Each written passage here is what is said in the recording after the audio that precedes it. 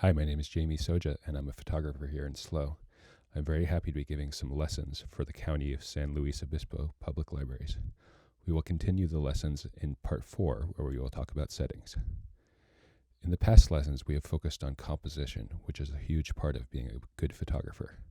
Another part is knowing how to use your equipment to achieve the desired results. Ideally, you want to be able to manipulate your equipment in an instant's notice. I want to start off with a quick tip. If you are shooting in low light or really want to make sure the image is as still as possible, play with the balance of the settings. And also, as you're holding the camera, tuck your elbows into your chest, creating a V with your arms and elbows close together. This creates a tripod-like effect to stabilize the camera and creates sharper images. The settings you used can be adjusted to further affect the way the photo looks. Do you want an out-of-focus background with a nice bokeh, freeze a fast-moving object, or make a dark scene bright? If you're using available light, not controlling your own light, it is all about the settings. The balance of the settings can be done in different ways to achieve the photo you want. The best photos are often taken with the best settings for that moment. It is often about a balance between shutter speed, aperture, and ISO, especially in lower light conditions.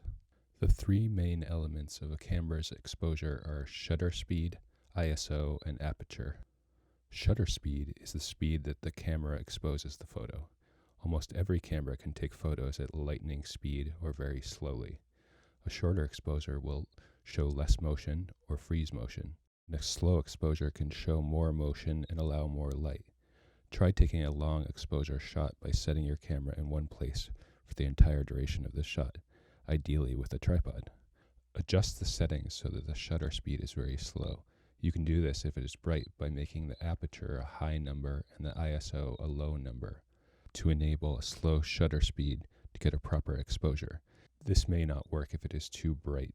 If the light is already low, you may be able to just slow down the shutter speed without needing to change the different settings.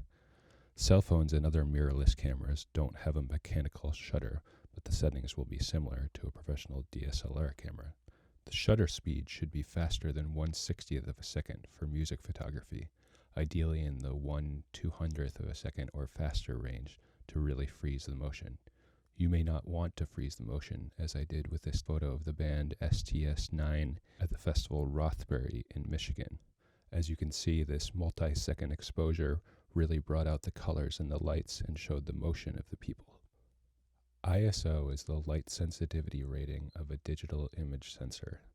The lower the ISO, the higher the quality of the image, but it requires more light than a higher number ISO. The higher ISO number goes, the more it becomes grainy and lower quality, but allows more light to hit the sensor. The grainy aspect can be an effect that you might like, especially in black and white photography. In general, you want the balance of the ISO, shutter speed, and aperture to work together to create a clear, well-exposed image. Phones are a great way to dip your toes into photography, but one thing the vast majority of cell phones are lacking is the ability to control the aperture of the lens. The aperture is the part of the lens in which light enters the camera in a very similar way that the irises of eyes do. The aperture in a camera's lens is variable and can be changed to allow more or less light.